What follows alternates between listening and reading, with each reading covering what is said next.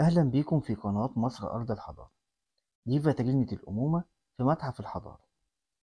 الفاترينة فيها 3 تماثيل، 2 منهم بيصوروا المعبودة إيزيس وهي بترضع ابنها حورس. وإيزيس هي ربة السحر في مصر القديمة. والتمثال التالت لسيدة تحمل 4 أطفال، ربما كانوا أبنائها لأن التمثال مجهول الهوية، وعثروا عليه بالصدفة وهم بيحفروا أساسات أحد المنازل في مدينة طل بسطة في محافظة الشرقية. التمثال من الحجر الجيري من عصر الأسرة التمنتاشر في الدولة الحديثة.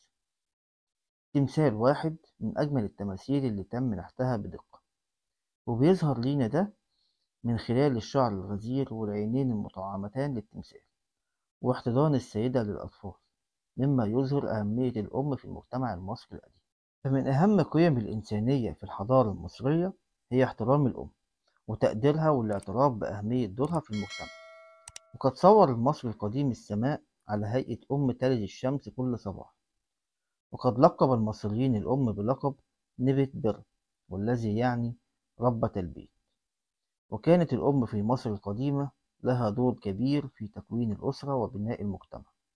وكانت المرأة في مصر القديمة توصف بأنها الفريدة المحبوبة التي لا مثيل لها. وكان المصريين بيحتفلوا بالأم كل سنة في احتفال كبير جدا شبه احتفال عيد الأم حاليا.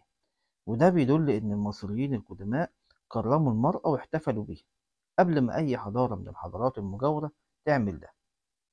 كده نبقى وصلنا لنهاية الفيديو، اللي أتمنى إني أكون قدرت أوصل لكم ولو جزء بسيط عن عظمة أجدادنا العظماء. وأشوفكم في فيديو جديد قريب.